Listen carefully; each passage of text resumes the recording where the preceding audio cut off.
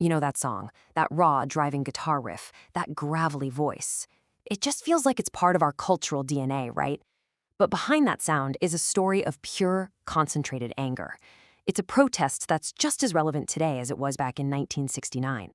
So today, we're going to tear into the lyrics and the incredible story behind Creedence Clearwater Revival's masterpiece, Fortunate Son. So the song kicks off with this image, and it sounds super patriotic, doesn't it? Waving the flag, red, white, and blue. It paints this perfect picture of classic Americana. It's totally designed to pull you in with something that feels familiar, something that sounds like pride. But, well, it's a setup.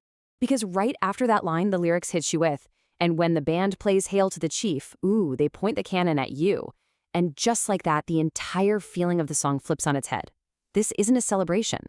Nope, it's an accusation. And right there, in the first few lines, the song asks its central question. Who is pointing the cannon, and who is it being pointed at?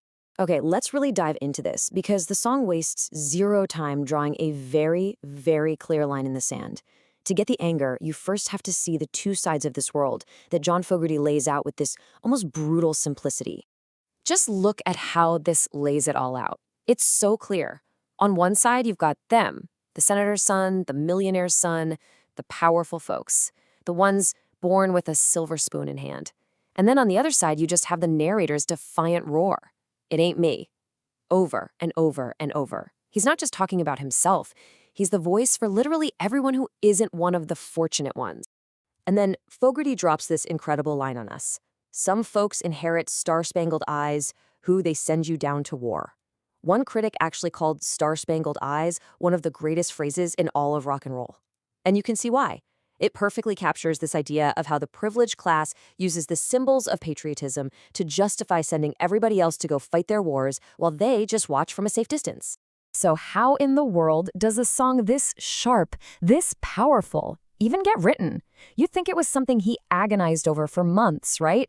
Nope. It was a lightning strike, a furious burst of inspiration that took almost no time at all.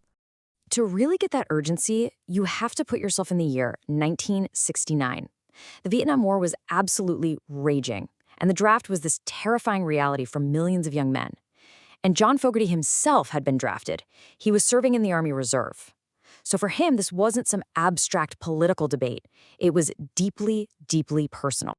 And this is Fogerty himself describing that moment. It wasn't some calculated, thoughtful process. He said it was like a pot of anger just boiling over. In about 20 minutes, just sitting there on his bed, the entire song just poured out of him. It's a perfect example of pure emotion fueling creation.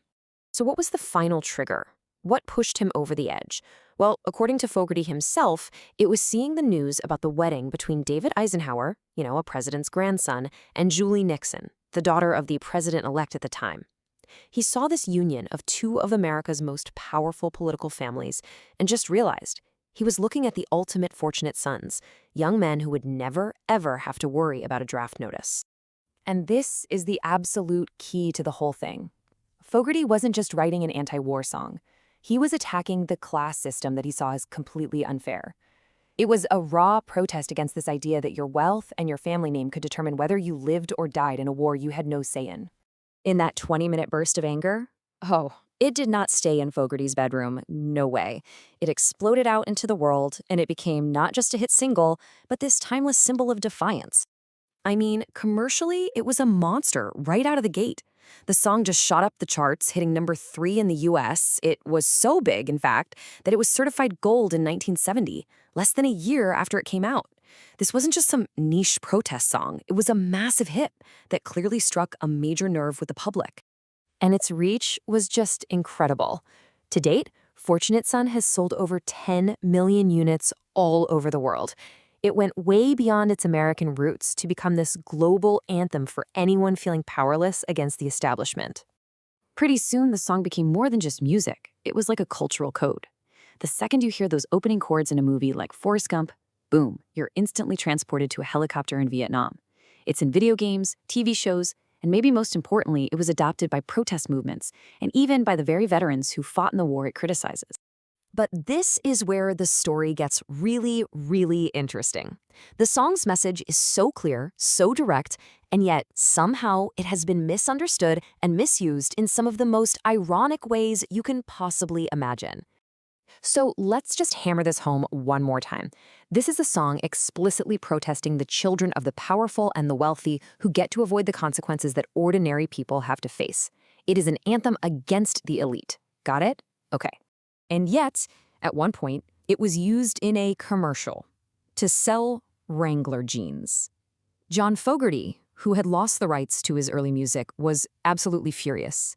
He went public about how much he hated his song being used to sell pants. To their credit, Wrangler heard him and pulled the ad. But the ultimate irony, the absolute peak of all this, came decades later. The song was played at a political rally for Donald Trump. So here you have a song railing against the millionaire's son being used by, well, a millionaire's son, who himself had received draft deferments during Vietnam. Fogerty was, in his own words, completely confounded and had to issue a cease and desist order. So what does this all tell us? I think it shows that once a piece of art is out in the world, it takes on a life of its own. Its power can be so great that people will try to claim it for themselves, even if they represent the very thing the art is standing against. It's like they hear the powerful music but completely ignore the angry words. And that brings us to the end. Fortunate Son was a direct shot at a specific time, a specific war, and a specific class divide. But the anger that fuels it, that anger against injustice and hypocrisy, that's timeless. Which kind of makes you wonder, if John Fogerty were a young songwriter today, what would he be writing about? What song out there is the fortunate son for our generation?